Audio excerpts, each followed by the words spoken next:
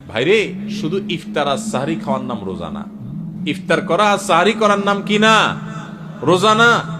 এটাতে রোজার স্ট্রাকচার দাঁড়ায়, কিন্তু রোজা ফাইনাল হয়, কমপ্লিট হয়, পূর্ণাঙ্গতা পায় যদি রোজা রেখে আপনি মুত্তাকি হইতে পারেন, যদি রোজা রেখে আপনি হারাম কাজ ছাড়তে পারেন, যদি রোজা রেখে আপনি খারাপ কাজ ছাড়তে পারেন। নবী করিম সাল্লাল্লাহু আলাইহি ওয়াসাল্লামের সেই হাদিসের দিকে তাকান, তিনি কি বলেছেন? মাল্লাম ইয়াদা কাওলা যুরি ওয়াল আমাল বি, যে ব্যক্তি মূর্খতা সুলভ কাজ ছাড়লো না, মিথ্যা কথা ছাড়লো না, মিথ্যা কাজ ছাড়লো না, গুনাহ এবং পাপাচার এগুলা ছাড়তে পারলো না, ওই ব্যক্তির রোজা রাখা আর উপোস থাকা সমান। তার উপোস থাকায় আল্লাহর কোনো ঠেকা পড়ে নাই।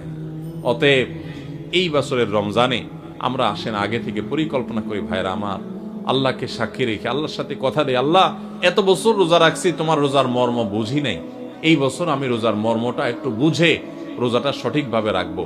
চেষ্টা করা যাবে না ইনশাআল্লাহ? আল্লাহ আপনি আমাদের সবাইকে তৌফিক দান করেন।